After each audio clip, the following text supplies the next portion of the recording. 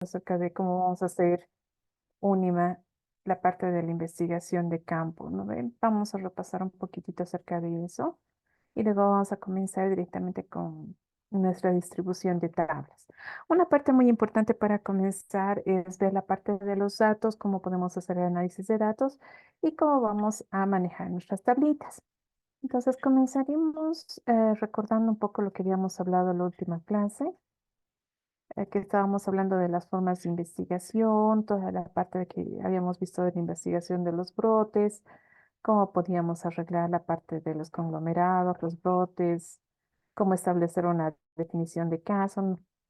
eh, y vamos a empezar a ver acerca de, eso es lo que habíamos visto en la última clase, ¿verdad? Entonces vamos a empezar a ver la parte de cómo vamos a analizar nuestros datos. Permítanme compartir pantalla, guarden un segundito y vamos a compartir pantalla.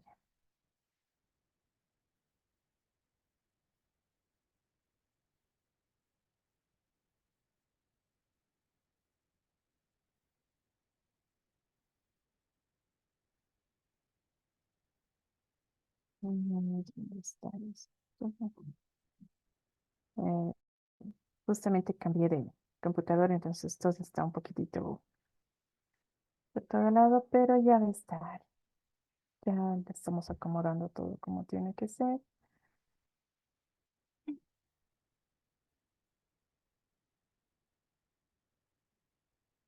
Entonces, hemos visto todo esto. Ya hemos terminado esto. Listo. Entonces, vamos con esto.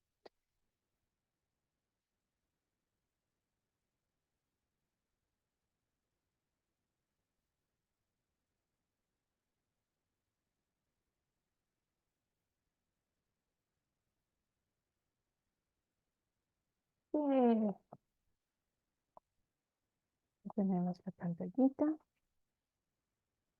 Ok, vamos a empezar a trabajar. No, se me ha perdido mi pantalla.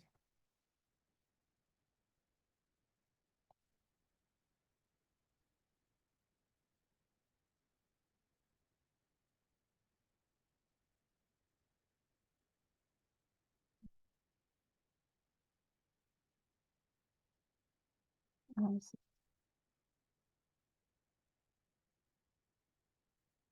a ver si. Ah,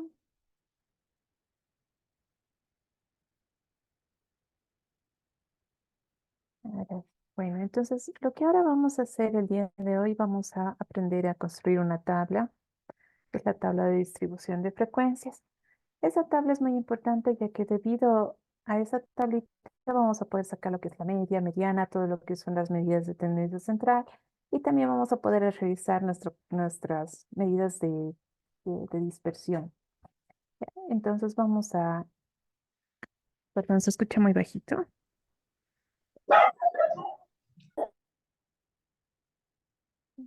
Ya espero, ouch, espero que con eso se escuche mejor. No sé si me están escuchando bien. ¿Ahora?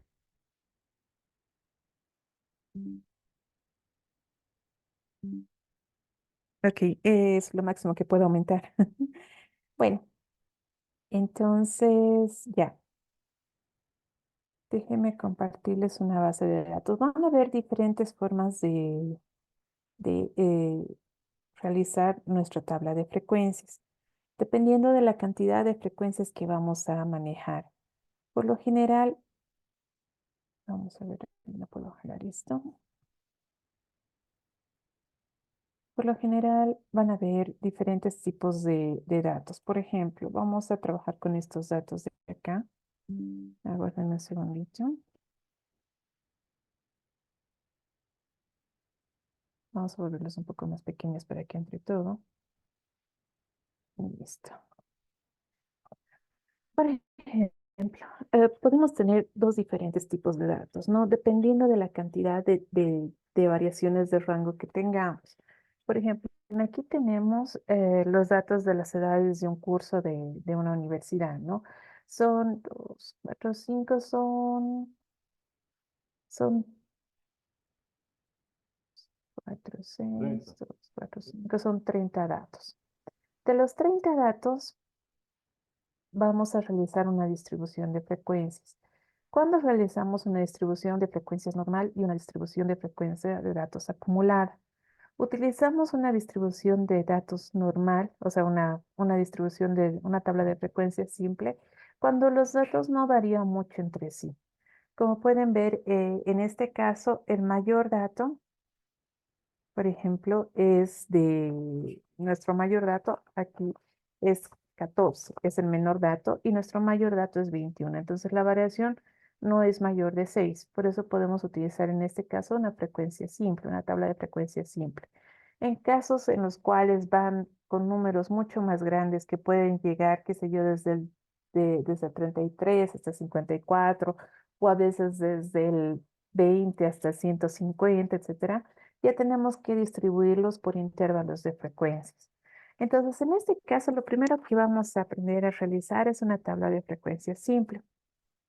Como pueden ver aquí tenemos los 30 datos que habíamos visto, ¿no? Entonces vamos a distribuirlo y vamos a poder realizar lo que es la tabla de frecuencia simple. En una tabla de frecuencia simple, ya con estos datos, lo primero que tenemos que hacer es distribuirlos, ¿no? Por ejemplo, nuestra tabla va a tener varios componentes. Primeramente, uno de ellos,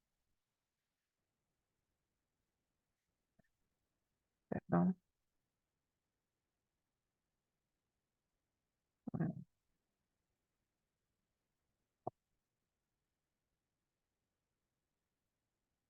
vamos a ver, vamos a hacer una tablita primero.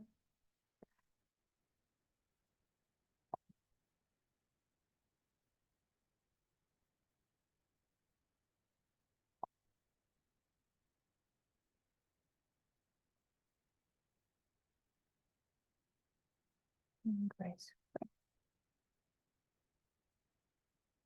mm,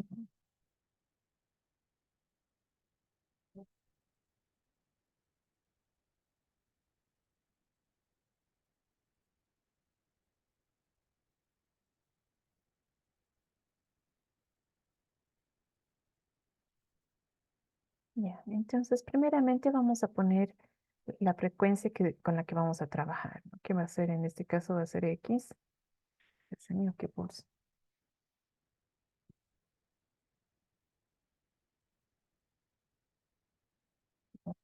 No, buenas noches.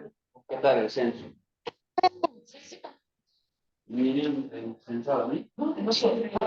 No, sí.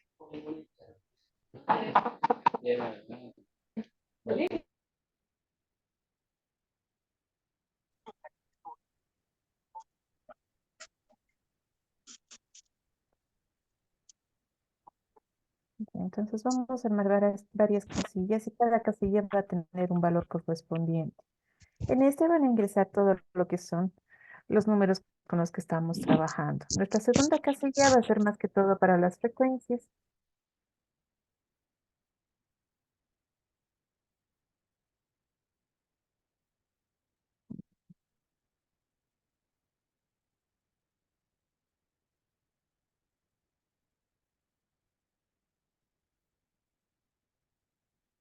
La tercera va a ser para la frecuencia relativa. Enseguida les voy a explicar de dónde vamos a sacar todos estos datos. La cuarta va a ser equivalente para el porcentaje. Y la última va a ser la frecuencia acumulada. Entonces, ¿cuáles son los datos con los que vamos a trabajar? Si los ordenamos, tenemos, por ejemplo, en aquí el número 14, que es una parte. Nuestro siguiente dato va a corresponder a 15. El siguiente va a corresponder a 16, a 17, 18, 19, 20 y 21, que son los datos correspondientes a los datos que tenemos. Entonces, ¿cuál va a ser el número de frecuencia? El número de frecuencia va a ser la cantidad de veces que se repite. ¿Cuántas veces se repite el número 14 en los datos que tenemos?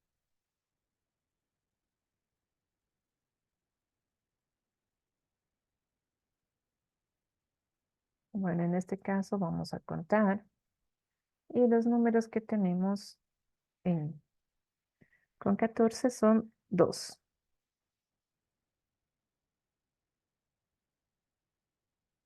¿Cuántas personas que tenían 15 años tenemos dentro de nuestra tablita? Vamos, chicos, hablen conmigo, por favor, acompáñenme. 3. Ya, 3. Ujú. 16, ¿cuántas tenemos?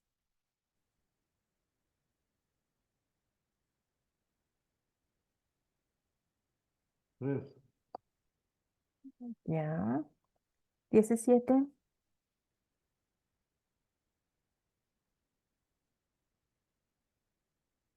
4. 5. 18,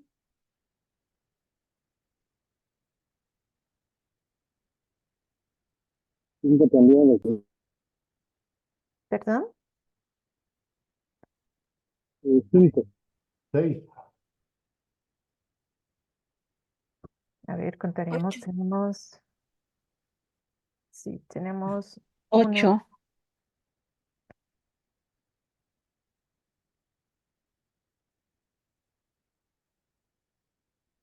tenemos 8. 19, 4. muy bien. 20, 3. 3 datos. Y 21 tenemos 2. 2. Entonces, lo que va a corresponder a la frecuencia es la cantidad de veces que se repite el dato que estamos analizando. En este caso, el total de estos datos tendría que darnos igual a 30, que es el número total de los datos con los que estamos trabajando.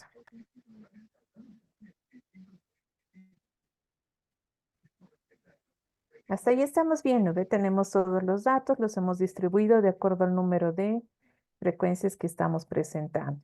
Ahora, entonces, ¿qué va a ser la frecuencia relativa? Que es la siguiente casilla que tenemos que reunir. La siguiente casilla nos va a decir exactamente cuál es nuestra frecuencia relativa. La frecuencia relativa nosotros la vamos a sacar con la siguiente fórmula.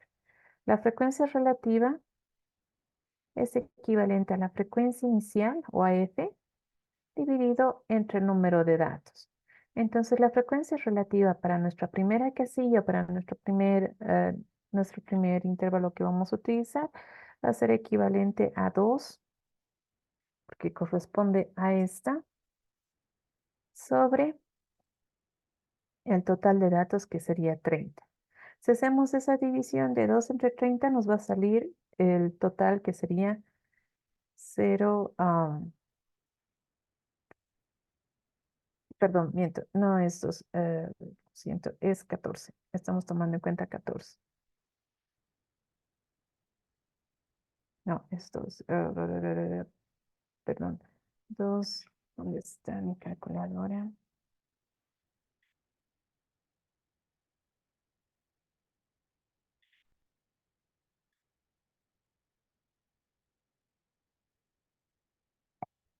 Sí. Entonces, 2 entre 30 nos va a salir 0.066. Entonces, en nuestra primera casilla, la frecuencia relativa es equivalente a 0,066.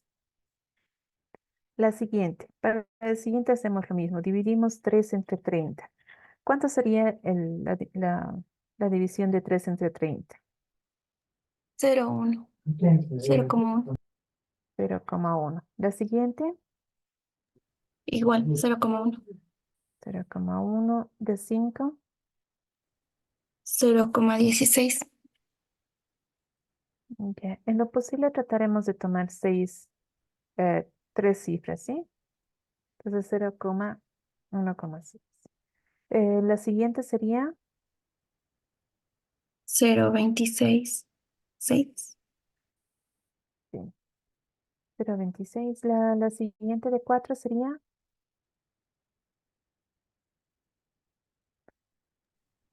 0,13.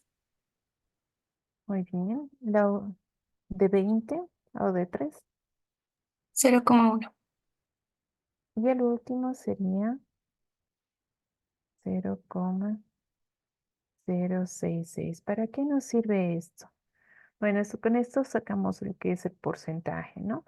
Entonces, esta frecuencia relativa, al hacer una sumatoria de todos los números, debería darnos 1 o lo más cercano a 1.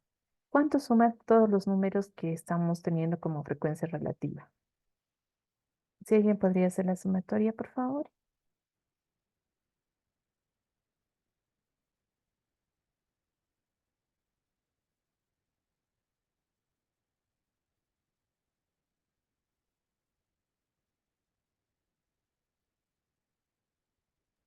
Uno. Exacto, si lo ponemos en números en decimales, exactamente sale 0,997, ¿no? O centésimas. Entonces, esto vemos que todas nuestras frecuencias relativas están bien determinadas cuando esto se acerca lo más cercano a 1. Si sale 1 o si trabajamos con centésimas, nos sale 0,997. Ahora, para sacar el porcentaje siempre va a ser igual a la frecuencia relativa multiplicado por 100. Entonces, en este caso, si multiplicamos esto por 100, nos da que el porcentaje es de 6,6. Entonces, de acuerdo a esto, nuestro porcentaje aquí sería 6,6. En este caso sería, si multiplicamos por 100, equivaldría al 10%. En este caso sería equivalente al 10%.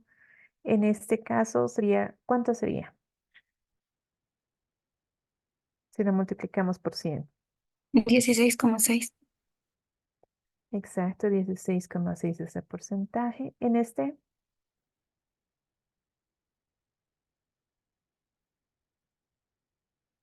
tendríamos a 26,6.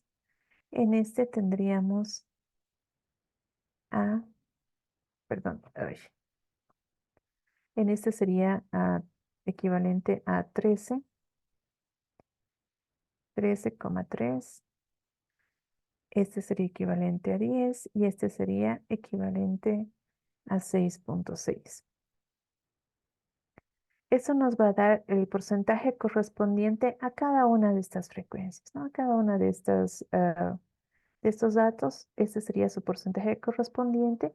Y si hemos realizado bien todo el detalle, eso nos daría lo más equivalente a 100, ¿no? En este caso nos va a dar 99,7, como ya hemos visto en este caso, ¿no? Y finalmente la frecuencia acumulada nos va a dar un total de, en este caso va a ser 2. La frecuencia acumulada empieza con la frecuencia inicial. Aquí estamos comenzando con 2. Para el siguiente dato se suman las dos frecuencias, entonces sería 5. Entonces, para el subsiguiente dato se suma la frecuencia anterior más la frecuencia correspondiente. Entonces, el siguiente sería equivalente a 8. Para el siguiente sería la frecuencia anterior, que sería el 8, más la suma de la siguiente frecuencia, que nos daría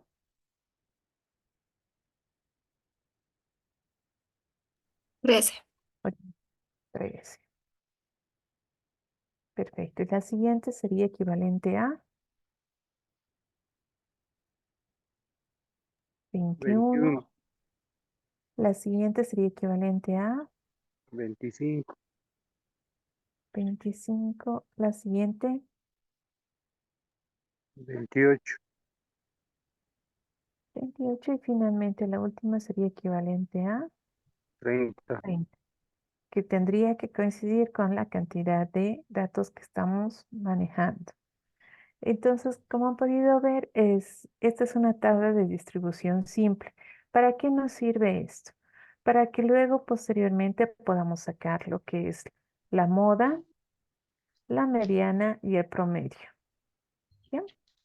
Por lo pronto, vamos a sacar primeramente lo que es la tabla de frecuencias simples que acabamos de ver en este momento y vamos a realizar ahora la tabla de distribución para intervalos de frecuencia.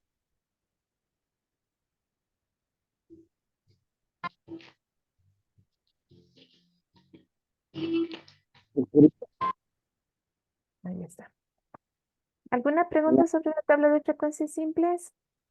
sí, en el porcentaje no sale 97.7, sale 83.1. No sé Mil si estoy bien. disculpas, Jacoba, no te escucho muy bien. En el porcentaje sale 83.1. No sé si estoy bien, doctorita. ¿En cuál? En el porcentaje, 99.7. Es, En el 99.7, sale la 83. sumatoria. Sí, está bien o tal vez hecho más. Mil disculpas, ¿podrías escribirlo, por favor? No te entiendo lo que estás diciendo, perdón. 83.1 en el resultado de esto. No creo, a ver, veremos, haremos la sumatoria. Es 6.6, es el primero, ¿verdad? El segundo es 10, el tercero es 10, el cuarto es 16.6, el quinto es 26.6, el sexto es 13.3, el séptimo es 10 y el último es 6.6. En total sale 99.7. Eh, hasta hasta aquí sale 83.1, pero te falta sumarle los dos últimos números. Aquí. Bueno, ¿alguna pregunta acerca de la tabla de distribución simple? Necesitamos ver bien esta parte porque después todo lo demás gira en torno a estas tablas. Entonces, si tienen alguna pregunta en relación a la tabla, háganla ahora o si no, después vamos a estar perdidos. ¿No hay preguntas, no hay dudas de la tabla? ¿Estamos bien?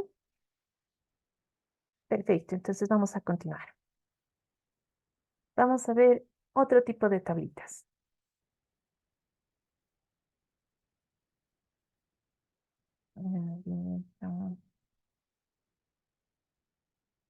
Vamos a ver una tabla de distribución con intervalos de clase. ¿Qué se pone así?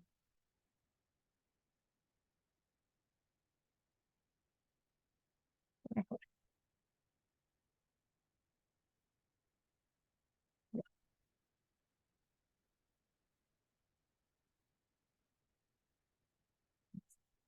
Entonces vamos a ver con otro tipo de tablitas.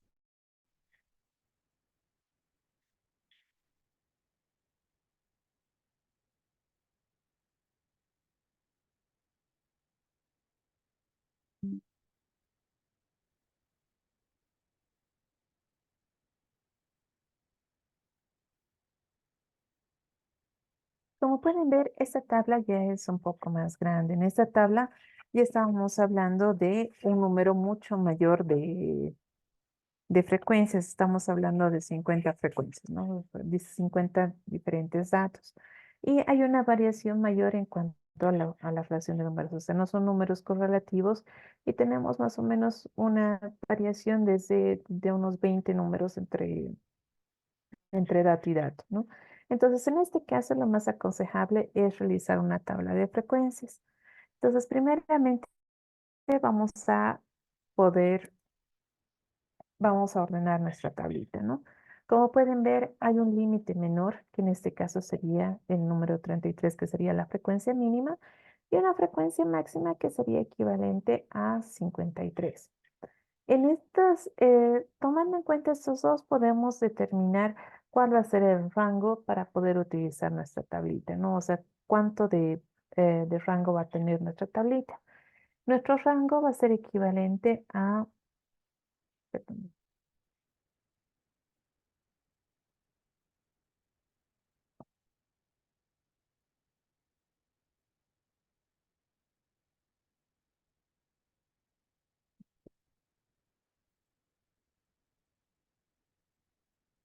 nuestro rango va a ser equivalente a nuestro dato mayor o nuestro dato máximo menos nuestro dato mínimo. En este caso, nuestro rango va a ser equivalente a ¿cuál es nuestro mayor dato? Con lo que ya hemos visto. Con lo que, 53 exacto, nuestro mayor dato va a ser 53 y nuestro menor menos dato 33. va a ser 33. Entonces, nuestro rango nos va a dar un total de 20. 20. Hasta ahí estamos bien. Así sacamos el rango. Luego vamos a utilizar la constante que habíamos visto el día de ayer, la constante de Sturges, ¿no? Donde la constante de Sturges nos dice que va a ser equivalente a 1 más 3.22, 3.322, que va a ser la constante, logaritmo de n.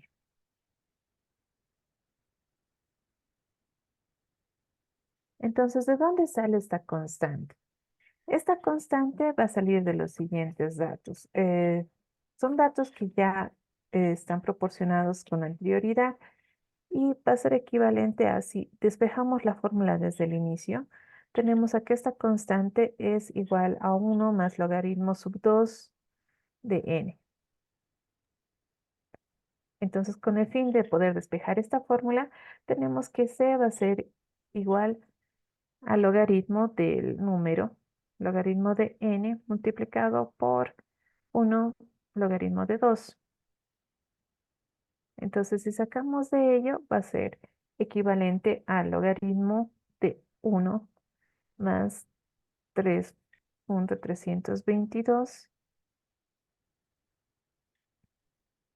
Y esto nos va a dar equivalente a 1 más 3.322 logaritmo de n. De ahí sale esta constante. Y esta constante nos va a ayudar para determinar la amplitud. Entonces, tomando en cuenta esto, aquí tenemos k, perdón, para seguir yendo con nuestro ejemplo, tenemos que k va a ser igual a 1 más 3.322 logaritmo de, en este caso, n es la cantidad de números que tenemos, la cantidad de datos que tenemos, que en este caso sería 50.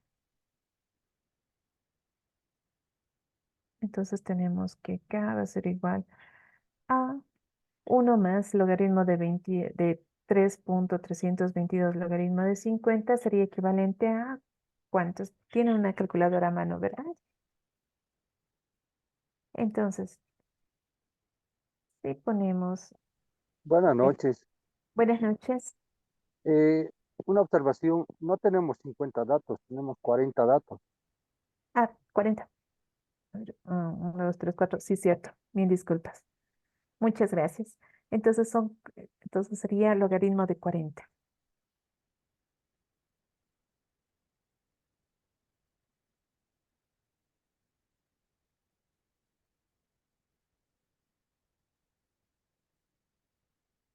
Ok, entonces en ese caso sería que tenemos k más 3.322 logaritmo de 40. ¿Cuánto nos da?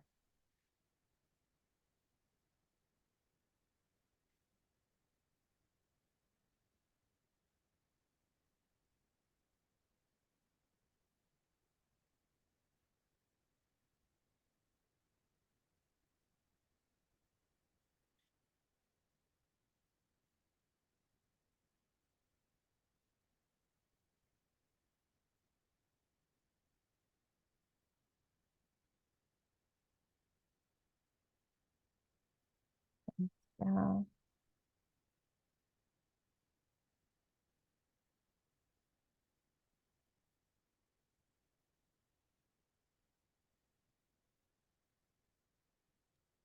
6.32. Exacto, entonces tendríamos 6.32, ¿verdad? Ok.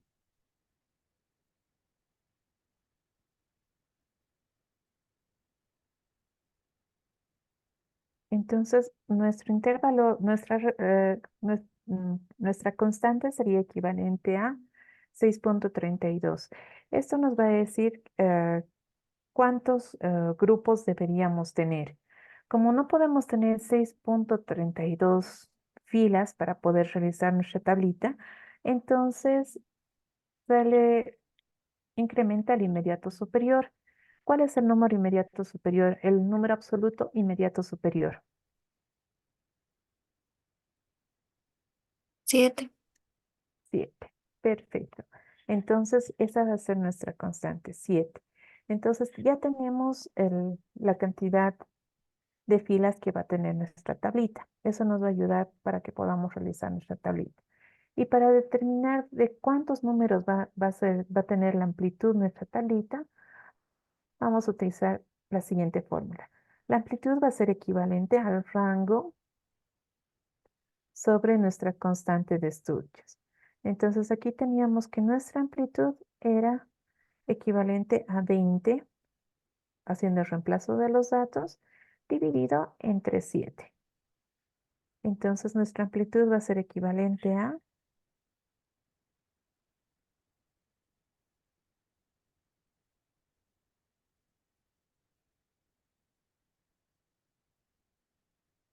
si dividimos 20 entre 7 va a dar más o menos 2.8. a 2.8. Como en esta ocasión vamos a trabajar con números absolutos, vamos a trabajar con un número inmediato superior y vamos a utilizar una amplitud de 3. Hasta ahí estamos bien. ¿De dónde ha salido el rango? ¿De dónde ha salido la constante de Sturges? ¿Y de dónde ha salido la amplitud?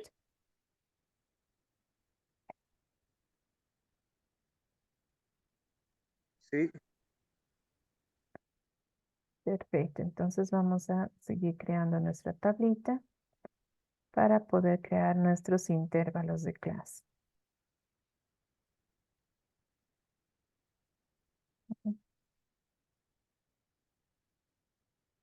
Intervalo,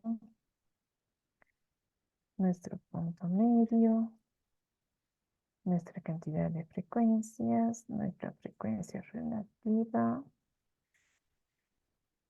nuestra frecuencia acumulada y nuestro porcentaje.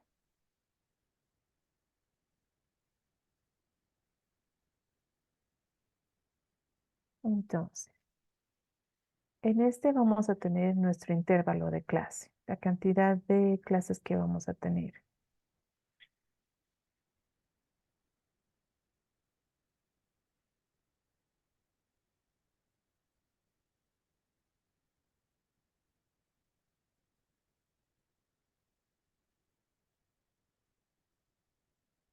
Entonces, nuestro intervalo de clase, como ya habíamos dicho, vamos a utilizar un intervalo o una amplitud de 3. Nuestro menor dato es 33. Entonces, en esta clase vamos a tomar en cuenta todos los números que estén entre 33 más 3, lo que sería 36. Para el siguiente intervalo, vamos a hacer lo propio. Va a ir de 36 a 36 más 3, 39. 39. El siguiente va a ir de 39 a 42. El siguiente va a ir de 42 a 45. El siguiente va a ir de 45 a 48. El siguiente va a ir de 48 a 51. Y finalmente el último va a ir de 51 a 54. tenemos solamente hasta 53 dentro de nuestros datos, pero no hay problema si vamos hasta 54 porque nos va a dar la misma cantidad, ¿no? Entonces, para poder realizar nuestra siguiente, la tablita de distribución de frecuencias para intervalos de clase, necesitamos encontrar el punto medio. El punto medio va a ser equivalente a el límite superior, o sea, lo que sería equivalente ¿qué se llama? Al límite inferior, mejor dicho, o límite superior es indiferente del intervalo de clase al límite superior, y todo esto dividido entre 2. Entonces, para el primer intervalo de clase, tenemos que va a ser equivalente a 69/2, lo que nos va a dar un punto medio de 34.5. Entonces, para el primer intervalo de clase tenemos un equivalente a 34,5. Para el siguiente, ¿cuánto sería el siguiente? Sería la sumatoria de 36 más 39 dividido entre 2. ¿Cuánto le sale?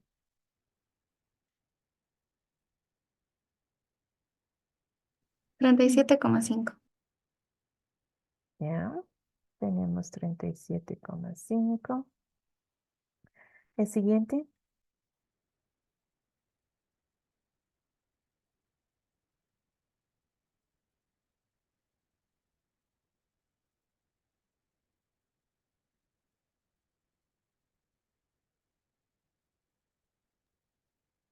29.5. es 39 más 42/2.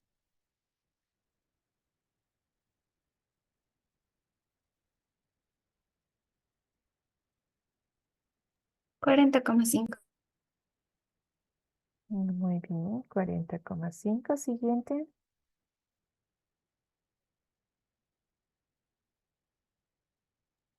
43,5. 43.5. Siguiente,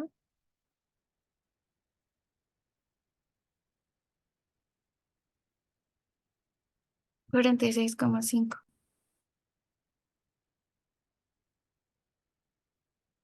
46,5. Luego,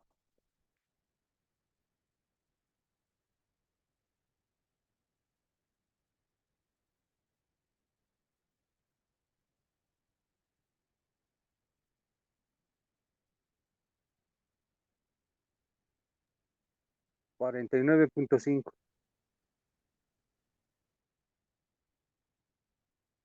ya 49.5. Y el último,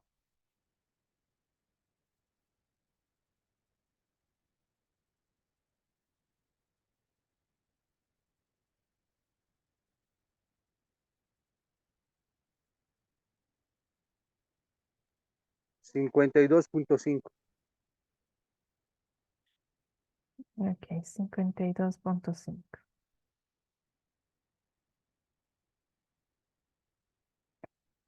Bueno, entonces ahora vamos a determinar las frecuencias que tiene cada intervalo. Entonces, ¿cómo hacemos para determinar las frecuencias? Primeramente, vamos a determinar las que se encuentran entre los rangos de 32 a 36. En este caso tenemos aquí 33, que sería uno de los rangos que vamos a poner. El 36 lo vamos a tomar en cuenta directamente para la siguiente frecuencia, para el siguiente intervalo. Entonces, para el primer intervalo solamente vamos a tomar en cuenta 1. Para el segundo intervalo serían los números comprendidos desde 36 hasta 38 más o menos, a 38.9. Entonces, vamos a tomar en cuenta lo que sería 36, 1, ay, no sé, 2, 3, 4, 5, 6, 7, 8, 9. Entonces el siguiente intervalo correspondería a 9. El siguiente, de 39 a 42, ¿cuántos tendríamos?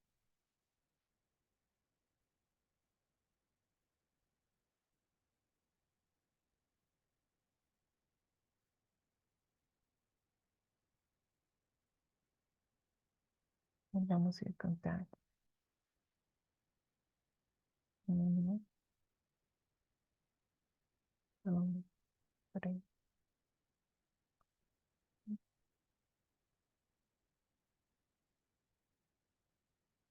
5, 6.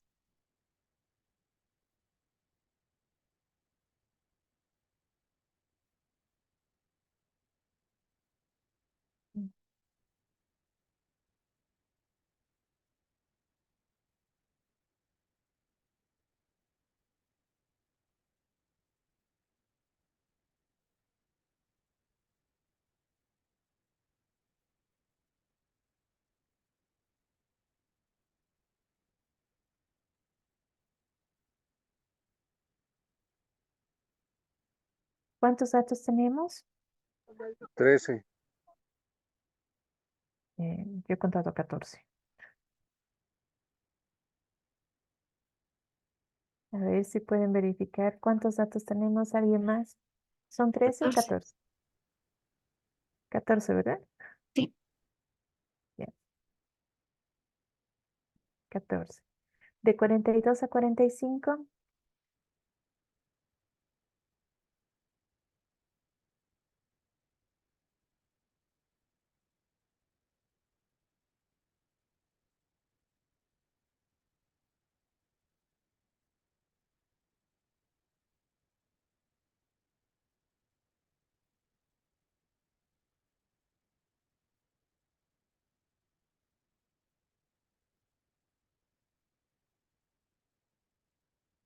tenemos de 42 a 45, ¿cuántos tenemos?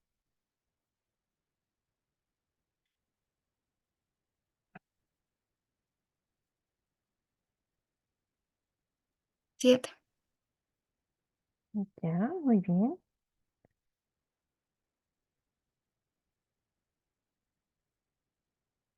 De 45 a 48,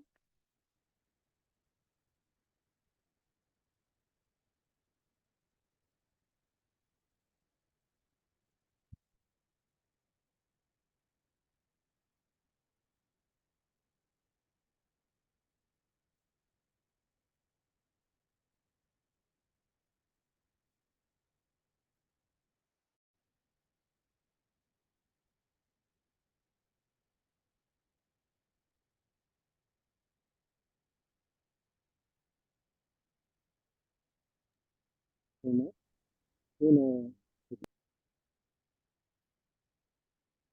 no, de 45 a 48 tenemos 1, 2, 4. 3.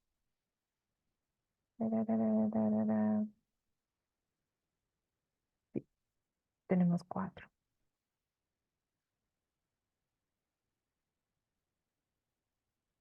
Efectivamente tenemos 4. De 48 a 51,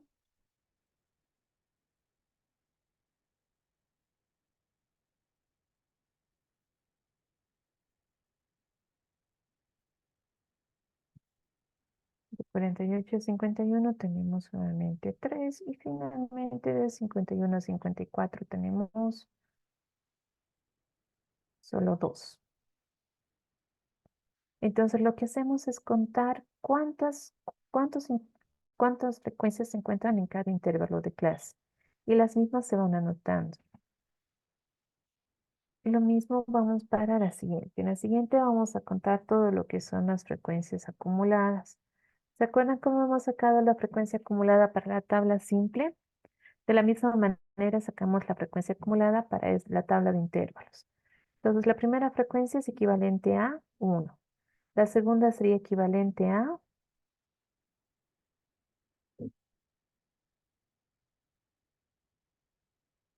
10. muy bien. La tercera sería 24. Exacto. La siguiente sería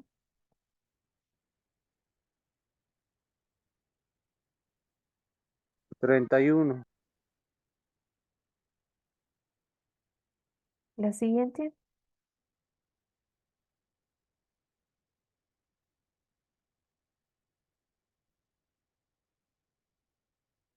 35,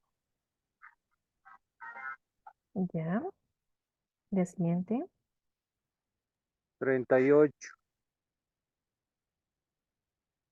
Y por último, la última es 40. Entonces, ¿cómo sabemos si estamos realizando de manera correcta nuestra tabla? Primeramente, esta sumatoria tiene que dar equivalente a 40 y tiene que salir lo mismo en lo que es la frecuencia relativa y tiene que coincidir con el número de datos que tenemos, ¿no? Entonces, estamos yendo bien con nuestra tablita. Entonces, para ello sacamos ahora nuestra frecuencia relativa. ¿Se acuerdan cómo sacábamos la frecuencia relativa? Realizábamos la frecuencia relativa es equivalente a la frecuencia dividido entre la cantidad total de datos. Entonces sería aquí, tendríamos, despejando la formulita, tendríamos a 1 dividido entre 40. ¿Cuánto sale 1 dividido entre 40?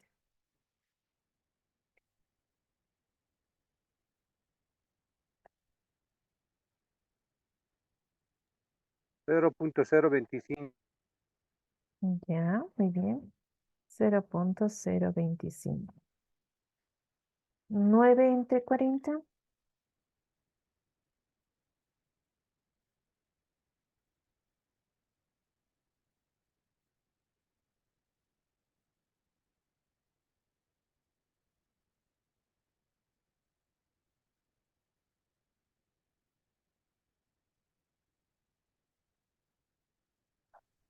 0.225,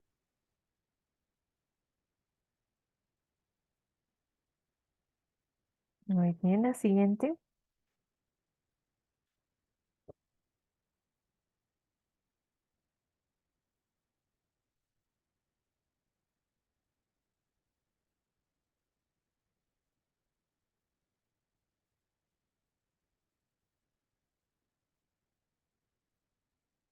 sería 14 dividido entre 40.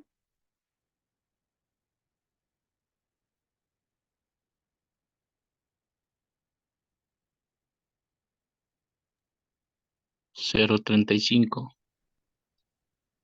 Ya, muy bien. La siguiente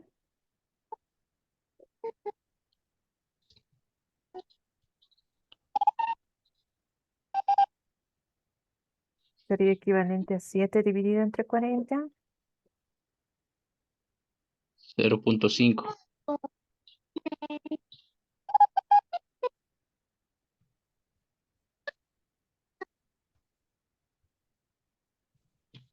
Eh, creo que es 0.175.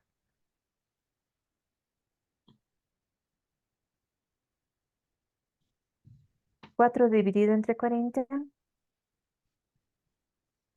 0.1, 0.1. El 3 dividido entre 40. 0.075, 0.075, Ya. Y finalmente 2 dividido entre 40. 0.05, 0.5. Perfecto. El porcentaje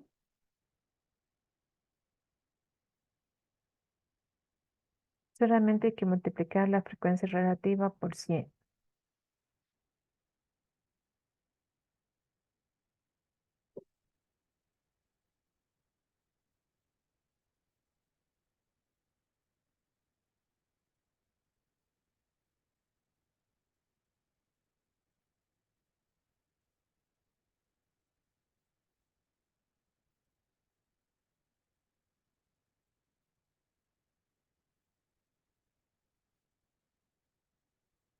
Entonces vamos anotando el porcentaje. En este caso el porcentaje sería 2.25. En este caso, si lo multiplicamos por 100, sería 22,5. En este caso sería 35. En este sería 17,5. En este caso sería equivalente a 10. En este sería equivalente a 7,5. Y finalmente este sería 5. El total de la sumatoria de esto, por favor, si alguien podría sumarlo.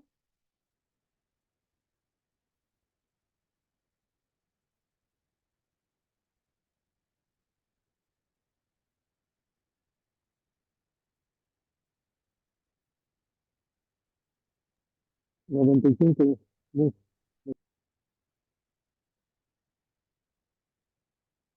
Tiene que darnos más o menos arriba de el 100, mayor dato. da 100. ¿Está bien? Sí. Perfecto. Entonces ya tenemos aquí un 100%, lo que nos dice que estamos bien con la tablita. Entonces así creamos nuestra tablita de intervalo de clases. ¿Alguna pregunta que tengan al respecto?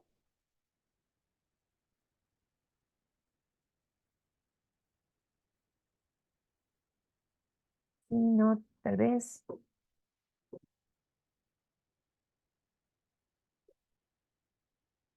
Entonces ya saben cómo construir las tablitas para distribución de frecuencias. Ahora vamos a ver cómo vamos a utilizar estas tablitas para realizar nuestros ejercicios, ¿sí? Aguarden un segundito. Vamos a volver con las presentaciones. Si tienen alguna duda mientras estoy realizando los ejercicios, por favor, pregúntenla para que después estemos bien ubicados y no nos perdamos, ¿vale?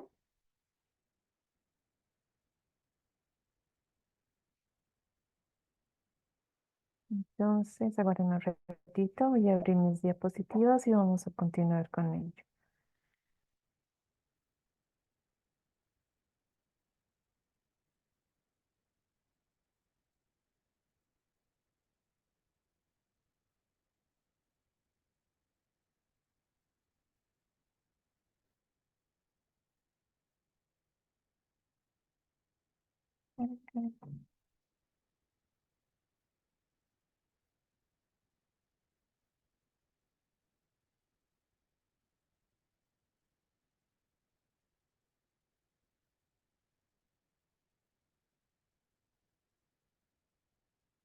Ya habíamos visto el día de ayer cómo sacábamos la moda, cómo sacábamos la mediana, ¿no?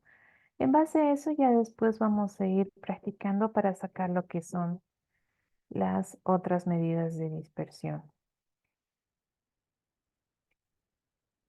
Ya hemos visto estas tasas de letalidad, entonces vamos a ver a partir de ahora lo que son las medidas de dispersión. Déjenme compartir pantalla y vamos a empezar a hablar de ello. Profesora, una consulta. Mande. En los intervalos que has realizado, a partir del 33 al 36, sumando la amplitud, en el siguiente intervalo no tendría que ser 37 a 40,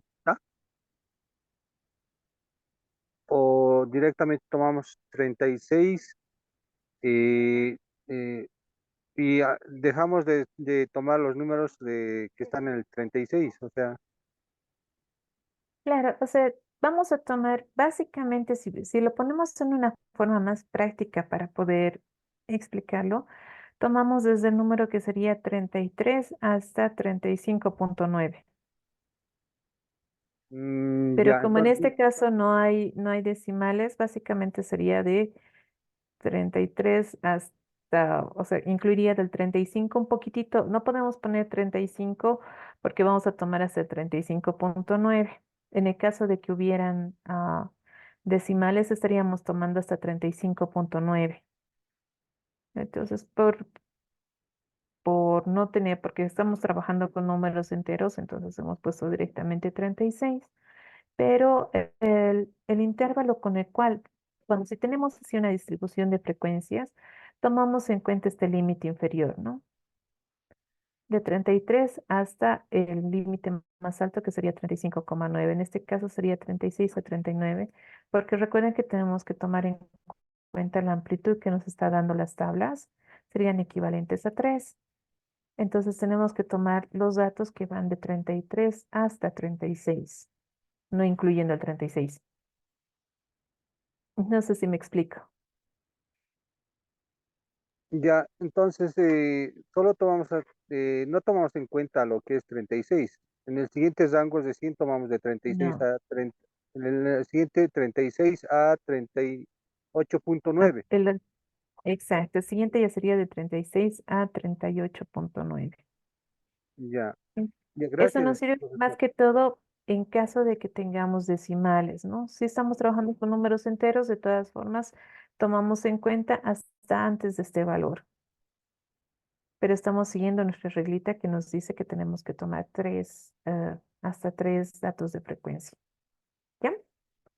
¿Estamos bien? A ver, déjenme ver un segundito. Teníamos unas preguntas más en el chat. Bien, gracias, profesora. De nada.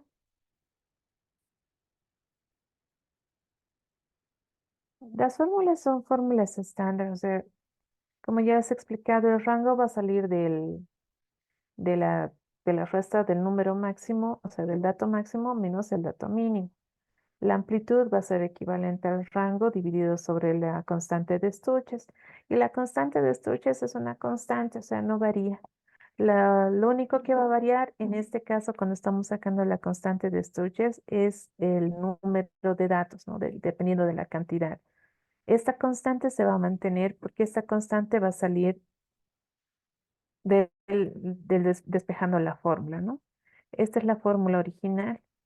Y si la vamos despejando, pues nos sale la constante, que sería 1 más 3.322 logaritmo de n.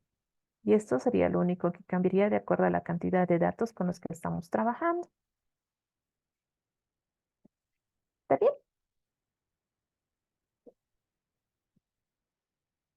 Entonces, esas son las fórmulas que vamos a utilizar para hacer nuestra tablita de distribución de datos.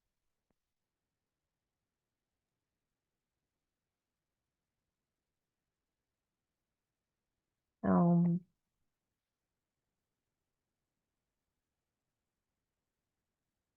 Vamos a ver ahora un poco de lo que son las medidas de dispersión y ya vamos a ver en qué momento utilizamos los cuadritos, ¿sí? Déjenme pasarles un poco de la teoría y luego vamos a hacer un poco de práctica. Eh, no sé si prefieren que vayamos haciendo la práctica al mismo tiempo que estamos hablando o prefieren que vayamos viendo teoría y práctica al mismo tiempo. O primero hablamos todo lo que es la teoría y luego lo ponemos todo en ejercicios de práctica.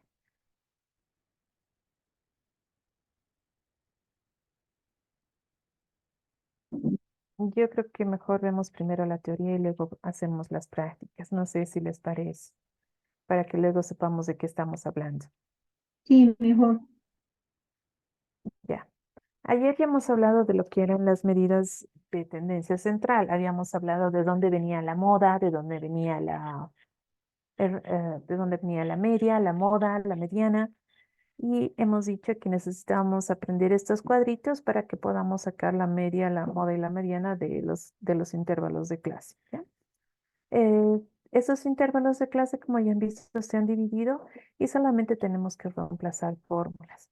Mil disculpas, ahorita tengo muchos problemas con mi pantalla. Yo preferiría que el día lunes hagamos una práctica de todo lo que vamos a hablar hoy día. Y hoy día vamos a hablar de lo que son las medidas de dispersión más. Así directamente el lunes vemos toda la parte práctica. ¿Les parece? Ya acomodo mejor el detalle de mi máquina, por favor. Entonces vamos a ver lo que es hoy día las medidas de dispersión.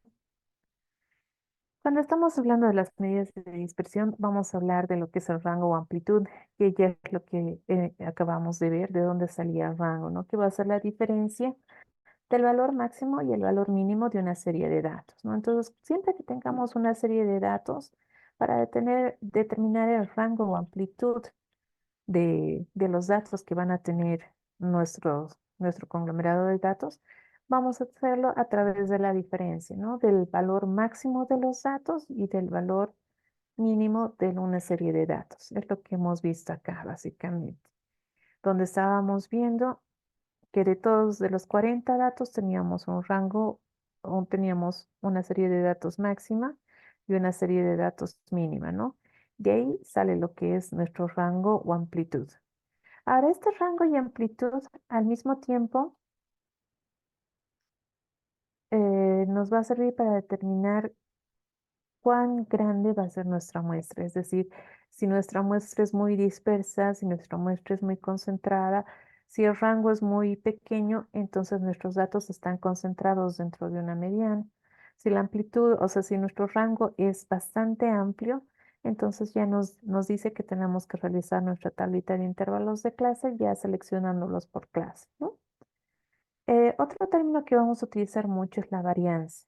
Esta varianza nos va a ayudar a determinar la desviación promedio de los valores individuales con respecto a la media.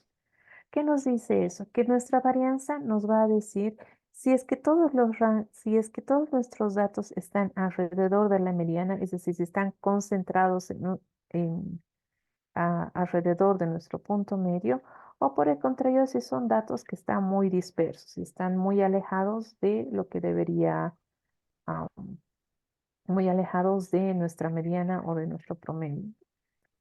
Una desviación estándar, que también es otro dato que vamos a revisar, pues va a ser la raíz cuadrada de la varianza y nos va a decir, nos va a ayudar a determinar la distribución de esta variable, es decir, si están muy alejados de la media, si están más cercanos a la media, etcétera. ¿Y esto para qué nos va a servir? Dentro de una parte práctica nos va a ayudar a determinar si los casos que tenemos son demasiado aislados o si estos datos van a estar concentrados dentro de lo que es una media. Ahora, habíamos visto en la anterior clase un ejemplo donde veíamos el periodo de la incubación de la rubiola que ha sido observado en 11 niños. Es decir, entonces, en este caso vamos a determinar la cantidad de números de niños de acuerdo que van a estar distribuidos de acuerdo al periodo de incubación. Es decir, que 3 niños han tenido un periodo de incubación de 15 días, 4 niños han tenido un periodo de incubación de 16 días, un niño ha tenido un periodo de incubación de 19 días, uno ha tenido un periodo de incubación de 20 días, uno ha tenido un periodo de incubación de 32 y uno de 37. Entonces, con estos datos vamos a proceder a buscar la varianza. Entonces, ¿qué nos va a decir la varianza? Nos va a decir alrededor de cuánto varía entre periodo de incubación e incubación, ¿no? Entonces, esta varianza va a ser la suma de todos los cuadrados de la diferencia entre cada valor y el promedio y el número de valores observados. ¿Qué significa esto? Que vamos a sumar todos o sea, los cuadraditos o sea, para sacar primeramente, vamos a sacar el promedio de los periodos del día de incubación. Lo primero que hacemos es sacar nuestro promedio de los periodos del día de incubación. Para ello realizamos la sumatoria de todos los datos, que van a ser 3 niños de 15, 4 niños de 16 y uno de cada uno. O sea, un niño de 19, uno de 20, uno de 32 y uno de 37. Entonces se realiza la sumatoria total que nos daría un equivalente a 217 y lo dividimos entre la cantidad de datos que tenemos, que van a ser 11, lo que nos da un promedio de 19,7 días. Entonces nuestro promedio, que ya sabemos cómo lo hemos sacado, lo hemos visto en la anterior clase, va a ser de 19,7 días. Este promedio nos va a ayudar para sacar la varianza. Nuestra varianza la vamos a sacar a través del cociente de la suma de los cuadrados de la diferencia entre cada valor y el promedio. Entonces, ¿qué nos dice eso? Que para sacar la varianza vamos a tener a 15 menos 19,7, que es el promedio, el primer dato, el promedio, todo esto elevado al cuadrado, más. Hacemos lo mismo para cada uno de los datos. Como recuerdan, teníamos 15 datos, o teníamos 3 datos de 15, 4 datos de 16, uno de 20, uno de 32 y uno de 37. Entonces hacemos toda la multiplicación correspondiente dividido entre el valor del promedio menos 1, ¿no? Y eso nos va a dar una varianza de, de 57,219 días. Vamos a ponerlo en todo el contexto para que podamos entenderlo. Aguarden un segundito.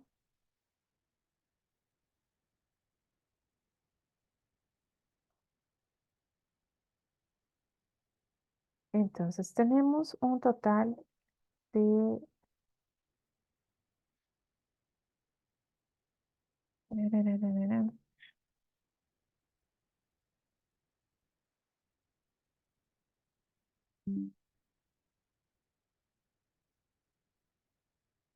Tenemos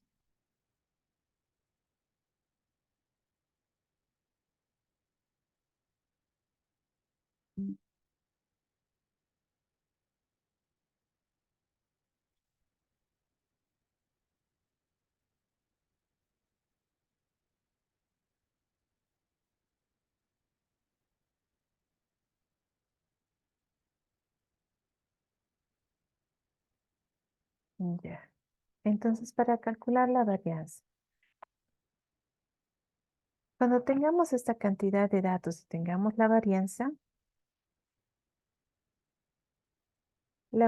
va a ser equivalente a lo que habíamos dicho, el cociente de la suma de los cuadrados menos el promedio. En este caso sería 15 menos 19,7.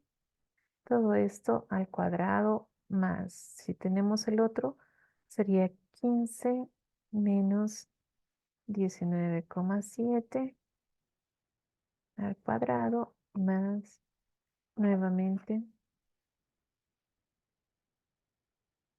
15 menos 19,7 al cuadrado más 16 menos 19,7 al cuadrado más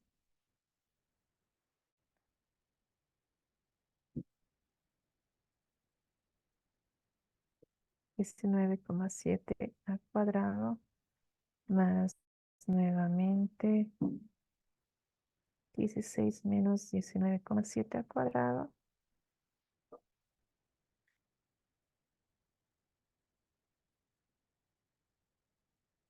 más 7 al cuadrado más 19 menos 19,7 al cuadrado más 20 menos 19,7 al cuadrado más 32 menos 19,7 al cuadrado y más 37 menos 19,7 al cuadrado. Todo esto dividido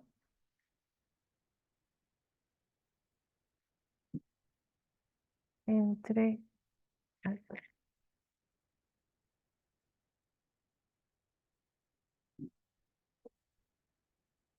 entre 11 menos 1. Entonces la varianza aquí nos va a dar un total de, como habíamos visto, si hacemos todas las operaciones matemáticas, nos saldría un total de 572,19 dividido entre 10, lo que nos da un total de 57,219 días. Eso nos daría el total de la varianza. Esa varianza nos va a ayudar a determinar hacia dónde están yendo, si están muy acumulados a centros, si están muy dispersos. En este caso los datos están muy dispersos. Entonces, para ello sacamos lo que es la desviación estándar. ¿Qué nos va a decir la desviación estándar? Nos va a ayudar a determinar la distribución de la variable. Entonces, la desviación estándar no es nada más que la raíz cuadrada de la varianza. Entonces, nuestra desviación estándar va a ser el cuadrado de 57,219. ¿Cuánto va a ser ese valor, por favor? Si ustedes podrían sacarlo.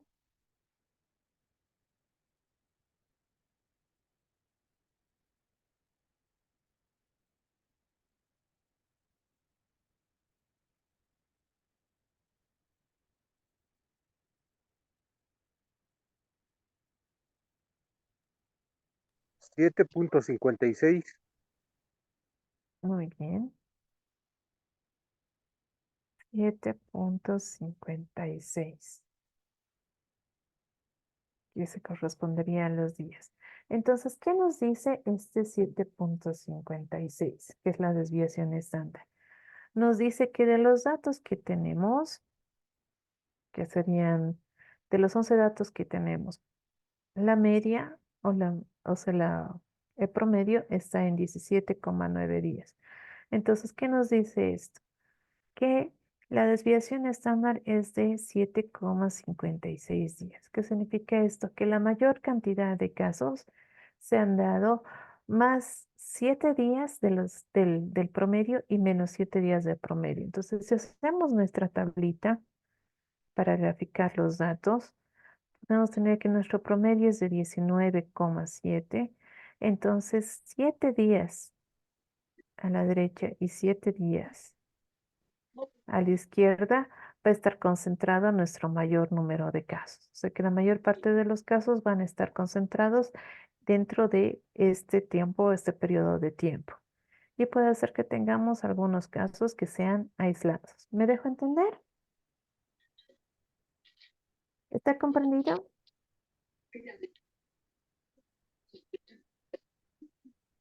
Sí, doctor. Sí. Ahí.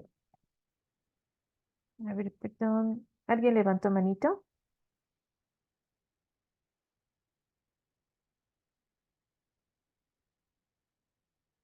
Sí, acabó, dime.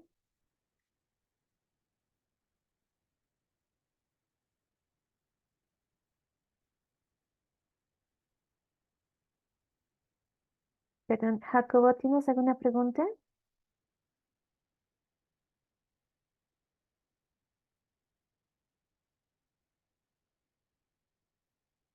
Ah, ya, perfecto, es que vi tu manito levantada.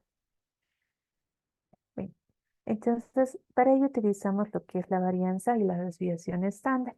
Vamos a utilizarlo más luego ¿qué se llama? En un ejemplo más práctico, ¿ya? Ahorita solo estamos viendo los conceptos, luego vamos a ponerle full práctica al asunto. Si tienen alguna duda, por favor me preguntan, me paran y preguntamos ese momento, ¿vale? ¿Cómo sacamos las medidas de dispersión en datos agrupados? Nuevamente, para poder realizar para poder realizar nuestras tablitas, ah, vamos a necesitar trabajar con datos agrupados, ¿no? Cuando tenemos datos que son bastante altos. Por ejemplo, en este caso estamos viendo una, un estudio acerca de casos de suicidio que han sucedido en un lugar X de 1995 a 2000, ¿no? En este caso estamos trabajando con 4.457 datos. Entonces no vamos a poder utilizar la distribución de todos los casos uno por uno, ¿verdad? No terminaríamos nunca. Entonces para ello vamos a utilizar nuestra distribución de frecuencias. En este caso se han realizado la distribución de frecuencias de acuerdo a la edad, ¿no? De 10 a 14 años, de 15 a 19, de 20 a 29, de 30 a 39, de 40 a 49, de 50 a 59 y de 60 a 69, ¿no? Y la cantidad de casos que ha tenido cada uno de estos intervalos de clase. ¿No? Aquí básicamente ya está clasificado en la cantidad de intervalos que vamos a tener. Entonces, primeramente, ¿qué es lo que vamos a realizar? Como ya tenemos la primera parte de nuestra tablita, es decir, que ya tenemos los intervalos de clase y ya tenemos la frecuencia de clase, entonces encontramos el punto medio. ¿Se acuerdan cómo encontrábamos el punto medio?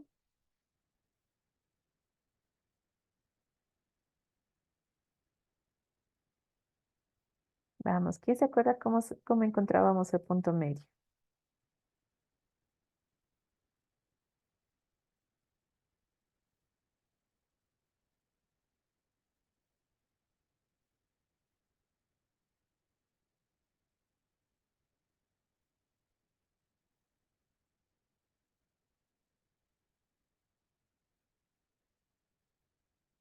¿En serio no se acuerdan? Lo hemos visto con las dos tablas, cómo se sacaba el punto medio. Nuevamente, vamos a ver cómo sacamos el punto medio.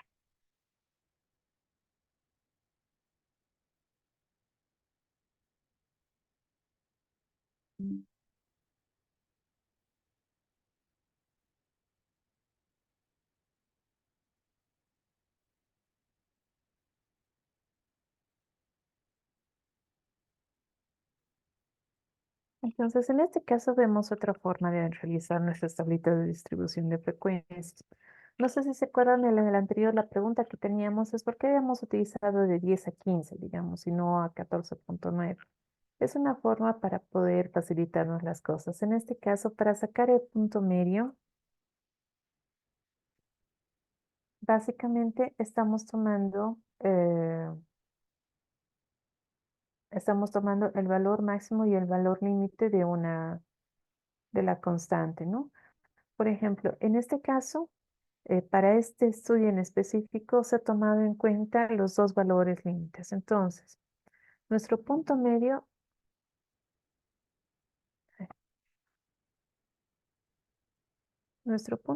para sacar el punto medio solamente utilizamos el valor máximo y el valor mínimo del intervalo de clase, ¿no?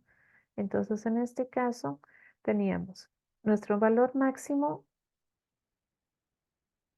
o nuestro valor sería 10 y nuestro valor máximo en este caso en el estudio lo han puesto como 14, pero lo correcto sería colocarlo hasta 15, ¿no? O hasta 14.9. Y si lo dividimos entre 2, esto nos va a dar igual al punto medio que sería 12,5, ¿verdad? Lo propio para el siguiente dato. En el siguiente dato tenemos a 15.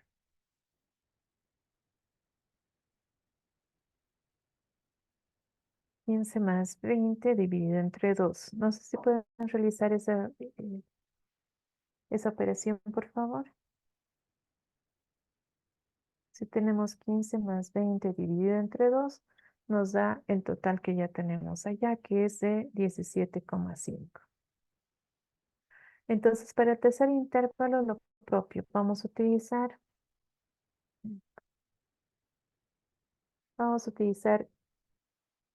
este intervalo que sería el 20 menos 30, porque esto recuerden que llega hasta 29.9.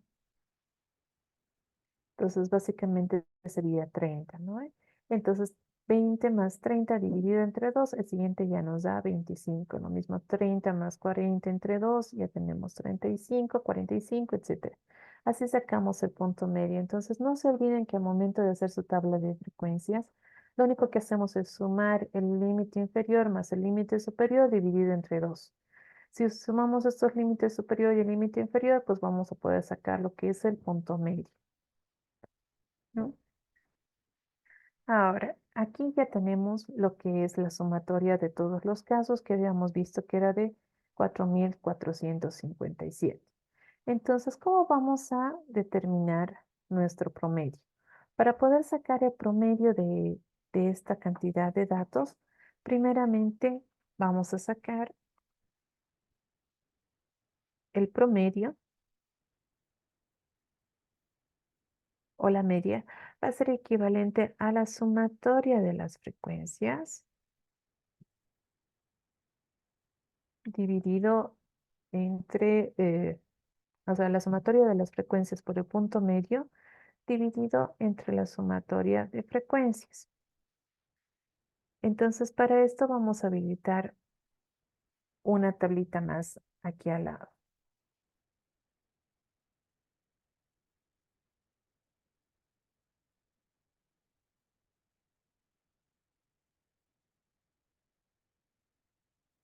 Para que podamos sacar nuestra sumatoria de frecuencias. Entonces, Fx va a ser la multiplicación de 37 por 12.5.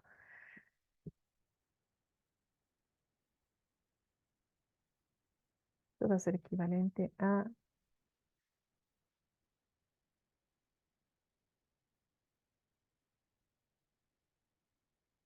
F por X.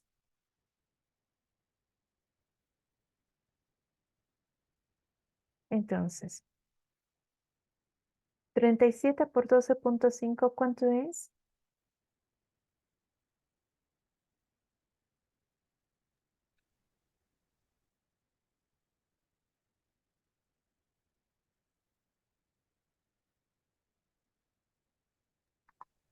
462.5. Ya, tenemos entonces 462.5. 176 por 17,5.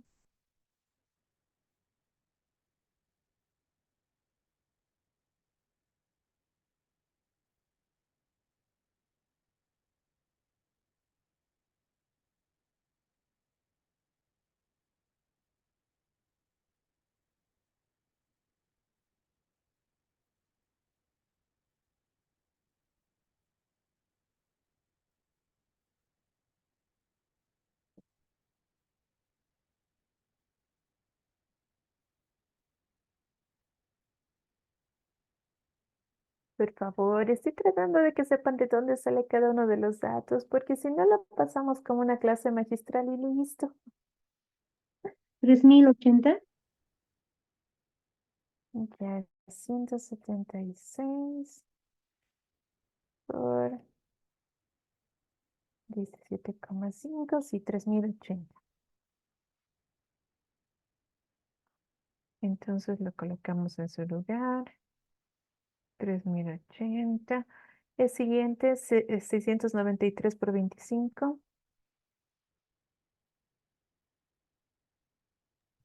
17.325.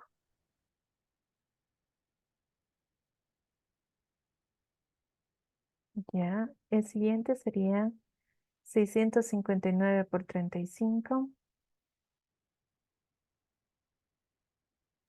23.065.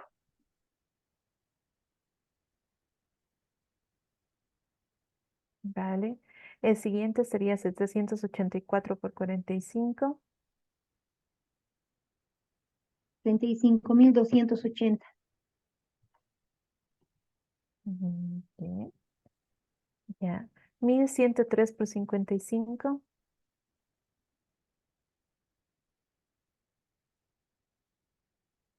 ¿Por los 55? Sí, 1103 por 55. 60.665. 165, ya. Y 1005 por 65.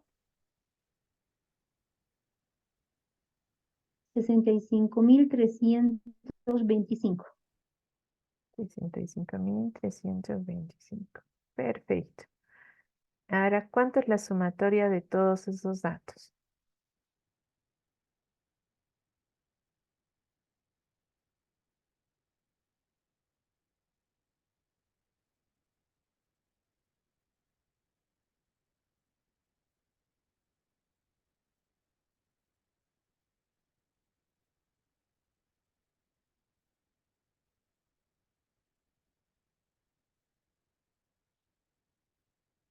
Sería 205.202,5, ¿no?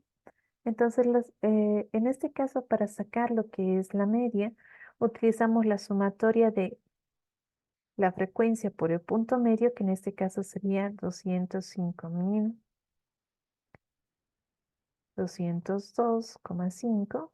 Todo esto dividido entre la sumatoria del total de casos, ¿no? Que sería 4.457.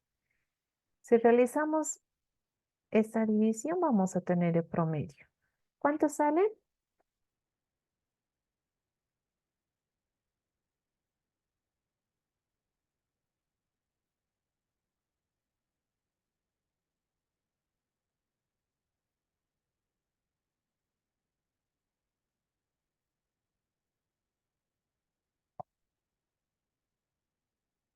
En total, si hacemos la división de estos dos montos, nos sale 46, lo que nos dice que el promedio de suicidios, o sea, de la edad en suicidio, sería de aproximadamente 46 años. Ese sería el promedio sacando por la tablita.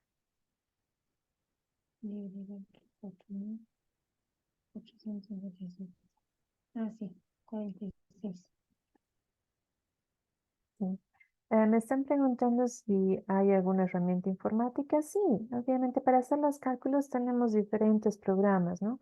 El SPS, que es uno de los más nuevos, digamos.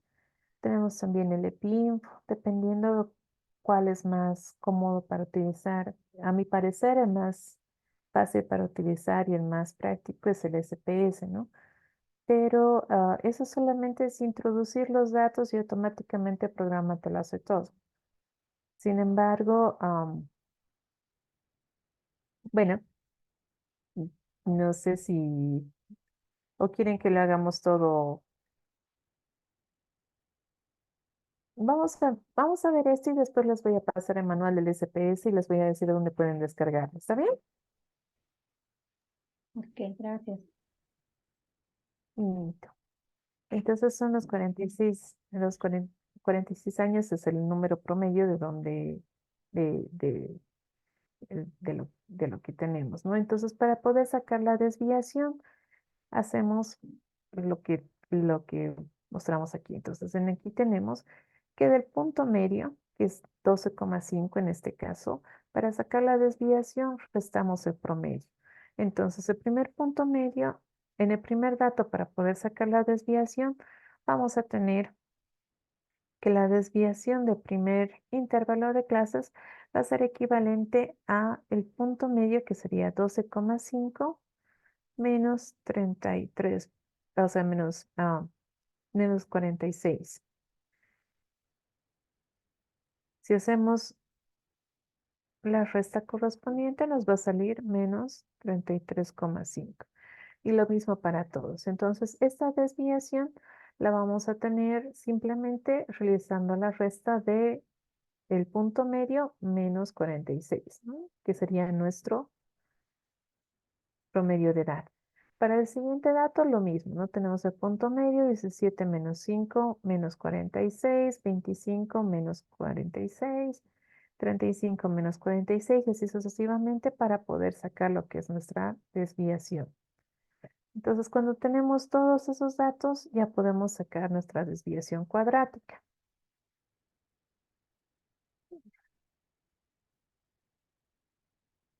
Entonces, vamos a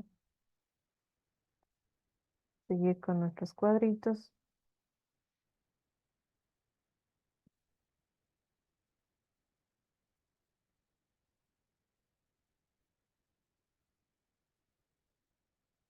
Entonces, nuestra desviación va a ser simplemente el monto que ya hemos sacado en nuestra desviación elevada al cuadrado, ¿no? Entonces, donde vamos a sacar nuestro dato que ya hemos sacado, que era el promedio, o sea, el punto medio menos el promedio, lo vamos a elevar al cuadrado. Si realizamos las operaciones correspondientes, vamos a tener estos datos, donde vamos a tener todos los datos elevados al cuadrado y nos va a dar lo que es la desviación cuadrática.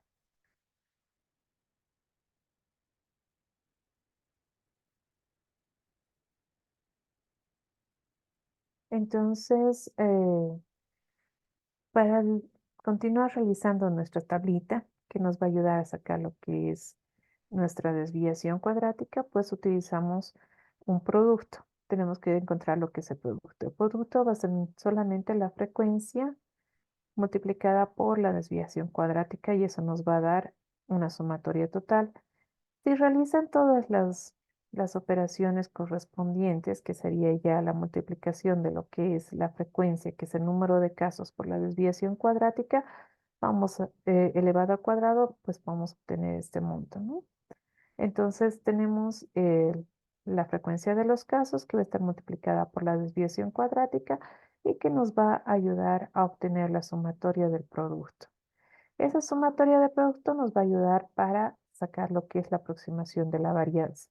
Entonces, utilizamos este número que es la sumatoria de toda la parte del producto y lo vamos a dividir entre 4.457, lo que nos da una varianza de 229,47.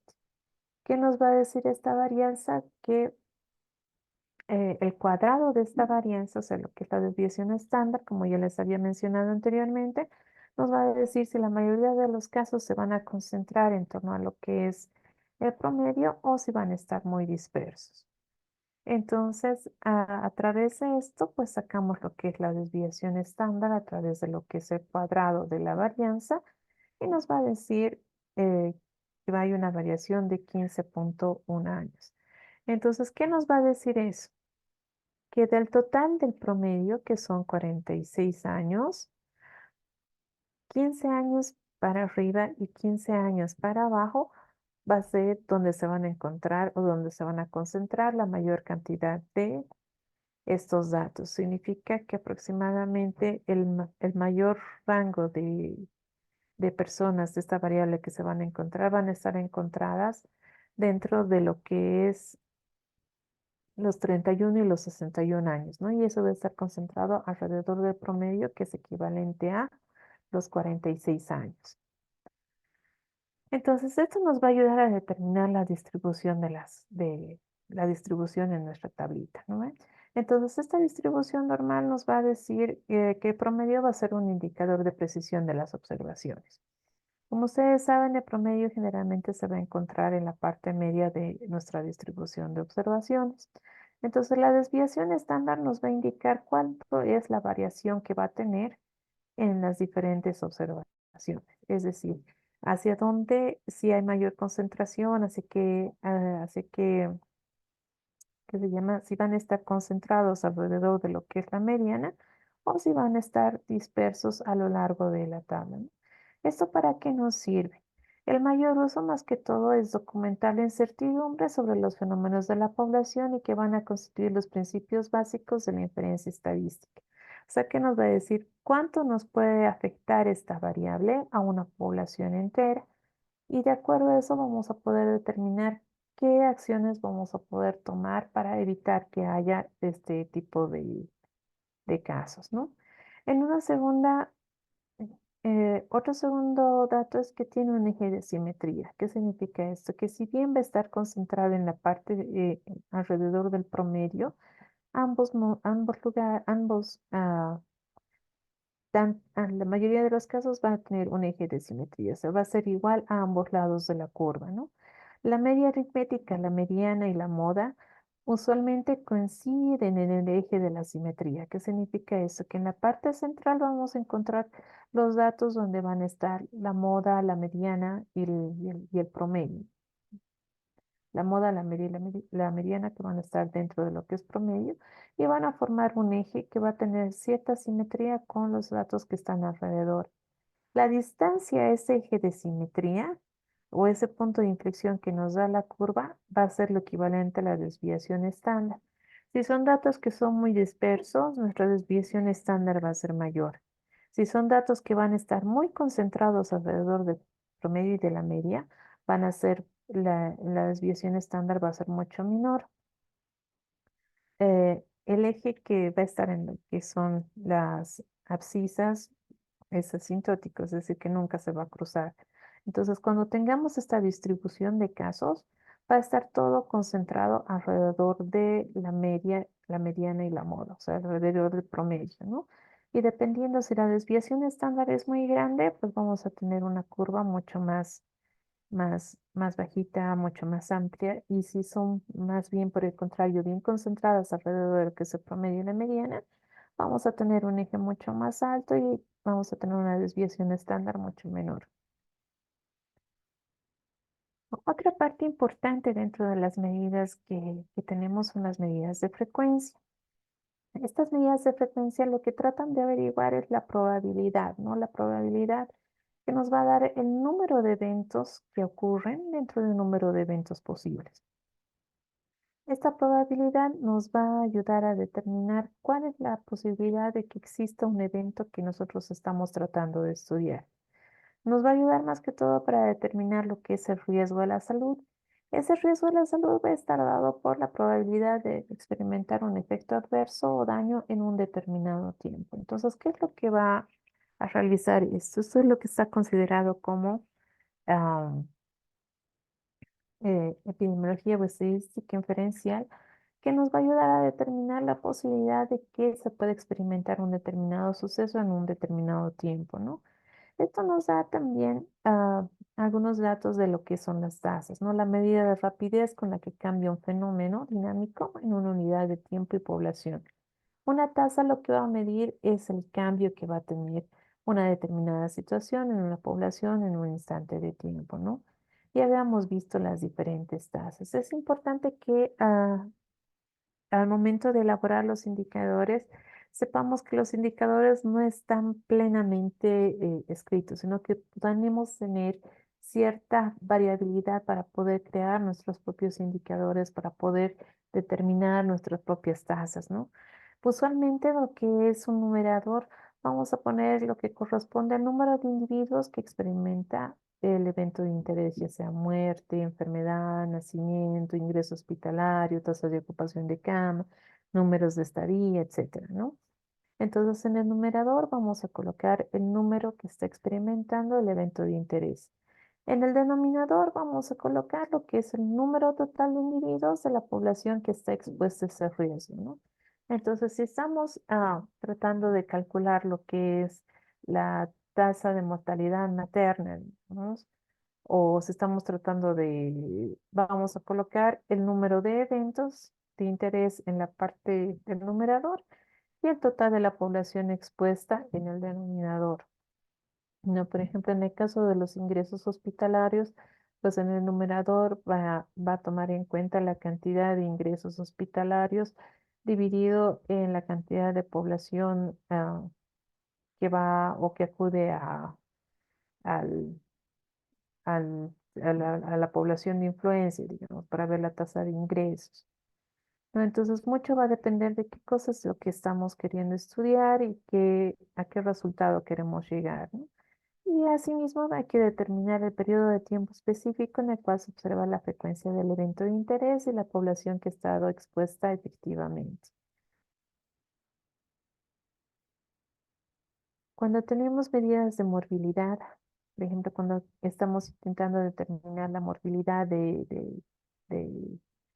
de una determinada enfermedad, podemos calcular lo que es la tasa de ataque. Cuando estamos hablando de la tasa de ataque, estamos hablando de la tasa de incidencia de situación de un brote o epidemia y se expresa como porcentajes, ¿no? Entonces, cuando queremos ver la tasa de ataque de una determinada enfermedad, pues tenemos que colocar en la parte de arriba el número de personas que han sufrido ese incidente o que han tenido, que han, que se han enfermado con ese accidente dividido entre la población que ha sido expuesta y esto multiplicado por 100 y nos va a dar el porcentaje, un porcentaje de tasa de ataque que va a ayudar a medir lo que es la patogenicidad, la contagiosidad que tiene una enfermedad de transmisión persona a persona y que nos va a ayudar a evaluar la efectividad de las medidas de control de un brote. En el caso de la tasa de mortalidad, pues es un estimador de riesgo absoluto donde nos dice que la tasa general de mortalidad va a ser el número de defunciones dividido entre la población total, ¿no? Multiplicado por 1000. Eso puede referirse a la población de determinado país, territorio, a una comunidad, a una institución, a una muestra poblacional, dependiendo de qué es lo que queremos nosotros averiguar. Si, por ejemplo, estamos yendo por el contrario a ver una tasa de mortalidad infantil, pues vamos a tomar en cuenta dentro de lo que es el numerador, el número de defunciones de los menores por un año de edad, dividido entre el número de nacidos vivos. Otra vuelta, utilizamos los pacientes que han estado afectados por una determinada situación sobre la cantidad de nacidos vivos multiplicado por 1000, ¿no? Lo que nos va a dar una tasa de lo que es la mortalidad infantil. O otra tasa que tenemos que verificar es la tasa de mortalidad materna, que nos va a dar un número de muertes maternas dividido entre un número de nacidos vivos multiplicado por 100.000. ¿No? Esto nos va a ayudar a determinar la cantidad de muertes maternas.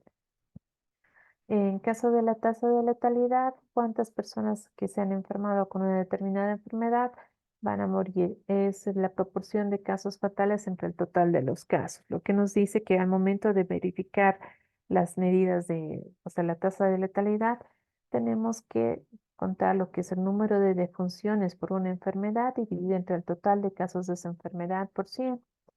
Nos ayuda para determinar la severidad de una epidemia y hace referencia a las poblaciones, a la muerte o a las defunciones de la población enferma, ¿no?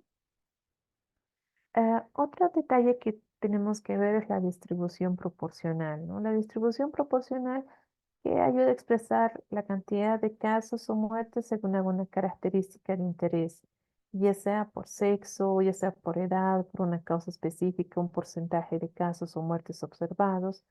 Nos ayuda a verificar la distribución de frecuencias relativas simples y no mide el riesgo de enfermar o morir, solo indica cómo se distribuyen los casos de muertes entre las personas afectadas, ¿no?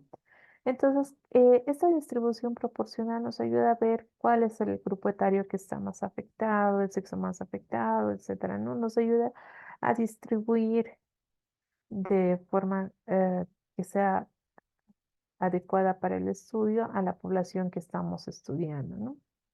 Entonces, para ello, por ejemplo, en el caso de brotes, cuando hay, qué sé yo, un brote de tifus exantemático que ocurre en alguna comunidad, donde se enferman, por decir, 38 personas, donde tenemos 24 hombres y 14 mujeres, entonces se realiza la sumatoria total y la distribución proporcional sacando el porcentaje de cada uno de ellos. Como sabemos, el porcentaje lo sacamos a través de una simple regla de tres, utilizando correctamente la regla de tres y sacamos la proporción. En el caso de una mortalidad proporcional, pues hablamos de la medida de la mortalidad que es útil para describir el perfil y las contribuciones de causa de muerte específicas a la mortalidad general de un lugar y un periodo determinados. Entonces, la mortalidad proporcional corresponde al número de muertes por causa específica en un año, dividido entre el número total de muertes en el mismo año multiplicado por 100. Eso nos da la idea de la mortalidad proporcional. En la mortalidad proporcional, las medidas de prevalencia, incidencia, mortalidad que son tomadas en conjunto ayudan a describir perfiles de salud de la población que son útiles para el análisis de la situación en salud como primera función esencial de lo que es la salud pública. Todos los datos de tasas, mortalidad, etcétera, o sea, nos ayudan más que todo para poder generar políticas de salud que nos ayuden a mejorar. Otra de las medidas importantes que vamos a ver son las medidas de asociación. Estas medidas de asociación nos ayudan a determinar si un determinado factor va a ser un riesgo y va a ser el causante de una enfermedad dentro de una población, ¿no? Trata de describir lo que es la relación causa y efecto en lo que es la exposición del evento. Por ejemplo, como podemos ver en el gráfico, dice, ¿qué pasa si un bebé eh, pone su dedito dentro de lo que es el interruptor de electricidad? Entonces, lo más seguro es que va a sufrir una pequeña descarga eléctrica, ¿no? Entonces, la relación que implica en realizar una determinada acción y recibir una determinada consecuencia, pues tenemos una causa y un efecto, ¿no? Y eso es lo que se trata de estudiar con las medidas de asociación. Las medidas de asociación generalmente van a verificar lo que es el factor de riesgo.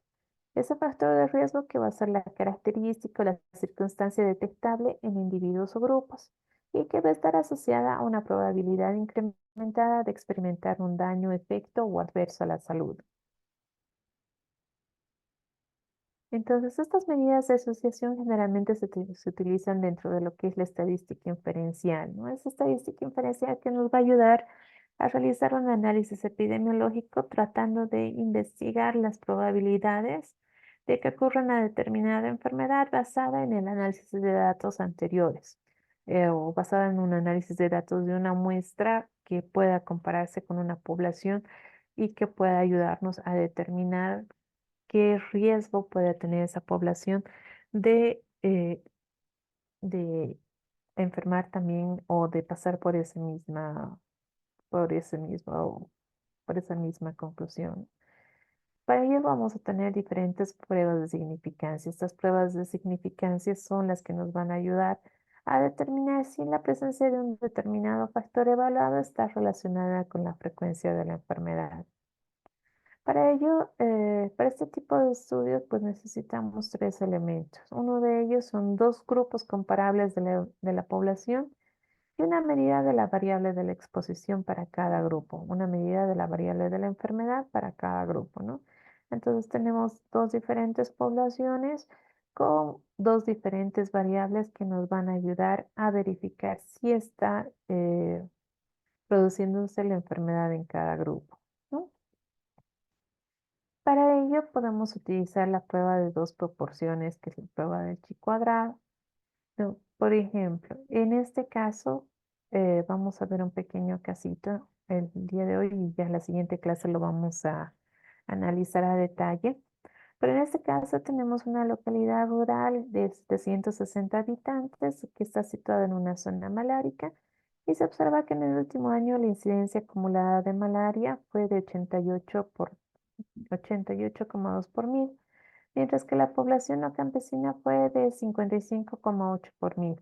Y de acuerdo al censo local más reciente, en la comunidad hay 204 campesinos. Entonces, interesa saber si la ocupación está asociada a la malaria, ¿no? Entonces, sacamos de acuerdo al índice, teniendo la tasa por mil, sacamos de acuerdo al índice la cantidad de pacientes que van a tener cada uno, ¿no? Entonces, de acuerdo a la medida de asociación, tenemos que pacientes que han presentado malaria dentro del área rural han sido 18 y dentro del área urbana han sido 31. Y los pacientes que no han presentado malaria pero que han estado expuestos en el área rural equivaldrían a 186 y en el área urbana sería igual a 552.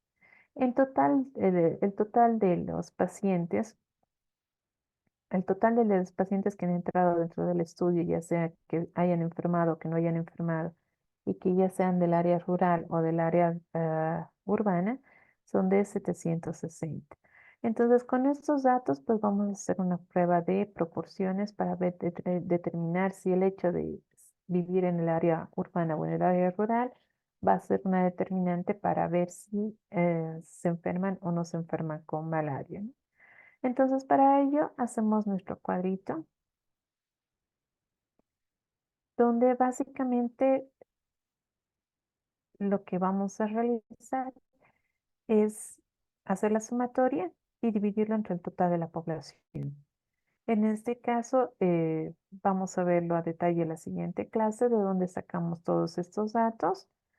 Y una vez que tenemos todos los datos, vemos que el chi cuadrado, la posibilidad de relación de esa varianza, o sea, la posibilidad de que ocurra, de la probabilidad de que esté asociado el evento observado con la cantidad de enfermos, se va a dar a través de la siguiente fórmula, donde chi cuadrado va a ser equivalente a los casos observados menos los casos esperados dividido entre el valor esperado, ¿no? Elevado al cuadrado dividido entre el valor esperado. Entonces, si hacemos las operaciones matemáticas correctamente, nos va a dar el valor de lo que sería el chi cuadrado. Este valor va a ser comparado con la tabla de valores críticos para el chi cuadrado y de acuerdo a ello se va a determinar su grado de significancia. Por ejemplo, en este caso, hemos visto que el chi cuadrado equivale a 2,56. 2,56 dentro de nuestra tablita nos indica que tiene un nivel de confianza de 90, es decir, que puede haber un grado de asociación correspondiente para el hecho de que las personas que viven en el área rural tengan mayores posibilidades de contraer malaria. ¿Alguna pregunta acerca de lo que es el chi cuadrado? Ya la siguiente clase lo vamos a ver a detalle, ¿les parece?